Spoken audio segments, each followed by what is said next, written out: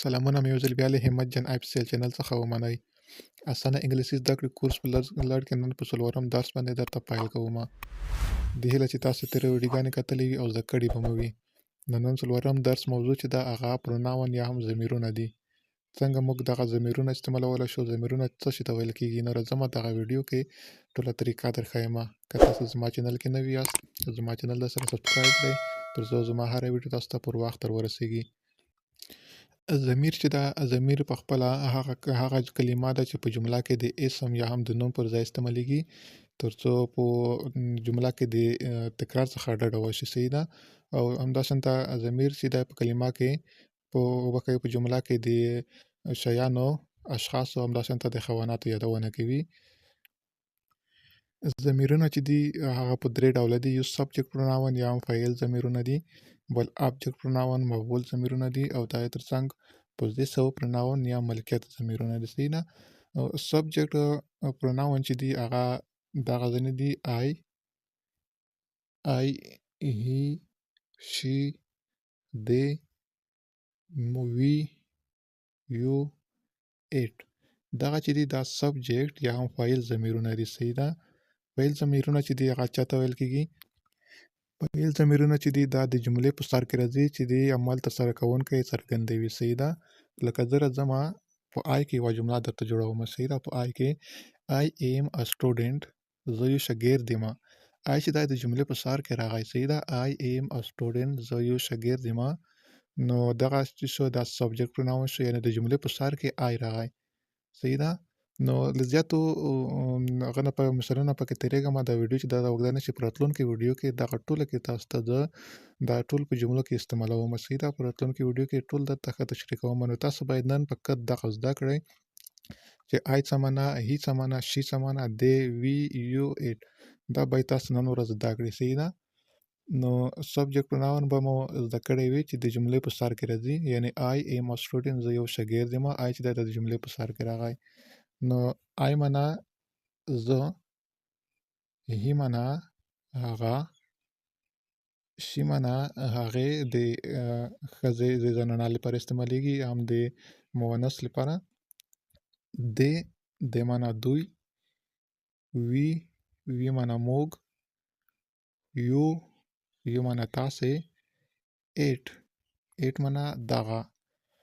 آی زه، هي هغه، شي هغې، دوی، وی موږ، یو ته یا تاسې، یعنې د مفرد او جمع دواړو لپاره استعمالولی شي. صحیح ده. ایټ معنا دغه. ورځو آبجیکټ پروناون ته.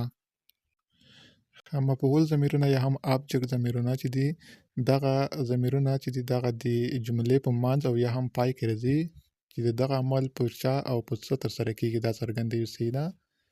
دغه چې دا می ده، می معنا ما، هم هغه، هغې د ښځې لپاره استعمالیږي، از موږ، دم دوی. صحیح ده.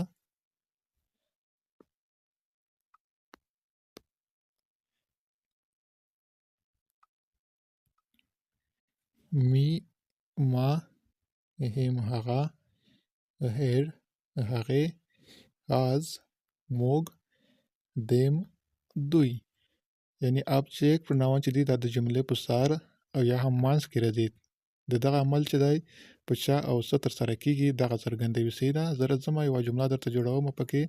مثلا راځمه په هم کې، زه راځمه دغه می کې دغه درته یوه جمله جوړومه. می هی saw me ما هغه ولیده. می چې دا د جملې په اخر کې راغی. صحیح ده. هی saw me ما هغه ولیده. نو په دې طریقه تاسې دغه ضمیرونه چې دي دغه استعمالولی شئ. نو راځو وروستی پوزیسیو پروناون ملکیت ته راځو. پوزیسیو پروناون ملکیت چې دی هغه چې د هغه د ملکیت ښودلو لپاره استعمالیږي چې د اسم ځای نیسي. صحیح ده. هغه ضمیرونه چې دي هغه دغه ضمیرونه دي: mine, his, her, ours, theirs,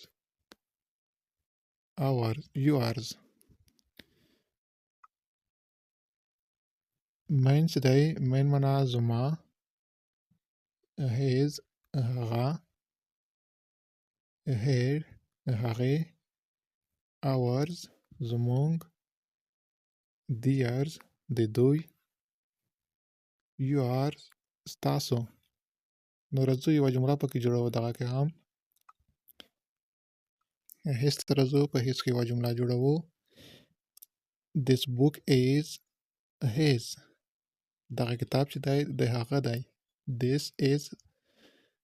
this book is his دغه کتاب چې دی د هغه دی راځم ours ته this house is ours دغه کور زموږ دی this house is ours دغه کور چې دی دغه زموږ دی نو په دې طریقه تاسو کولی شئ دغه ضمیرونه چې دي زده یې کړئ په راتلونکي ویډیو کې په دغه ټولو کې درته جملې جوړوم صحیح ده ټول په جمله کې درته استعمالوم تاسو باید نن فقط دغه زده کړئ چې آی څه معنا هی څه معنا هی څه معنا شي څه معنا وي دې دا ټول باید نن ورځ دغه زده کړئ تر راتلونکي ویډیو پورې تر څو بیا کله چې موږ دغه په جملو کې استعمالوو بیا په ستونزه کې نه وئ له ستونزو سره مخامخ نه شئ دومره مشکل نه دی اسانه زده کېږي په کتابچه کې درسره نوټ کړئ څو ځله هڅه وکړئ نو ډېر ژر به مو زده شي زه راځم بیا هم له سره دغه ټول درته تشریح کوم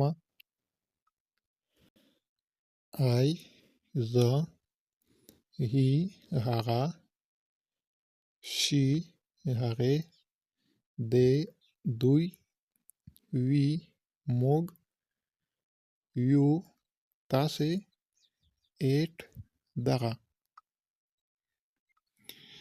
می ما هم هغه هیر هغې از موږ دیم دوی مین زما هیز هغه هیر هغې ours زموږ theirs د دوی yours ستاسو نو په دې هیله چې دا ضمیرونه به مو زده کړي وي او څو ځله هڅه وکړئ په ورځ کې په کتابچه کې درسره نوټ کړئ تر څو ښه مو زده شي نو دغه وه د اسانه انګلیسي زده کړې په لړ کې نن د یاد کورس 4مه برخه نو د 5مې برخې لپاره موږ ته اجازه راکړئ تاسو ته ښه وختونه ښه درسونه غواړم مننه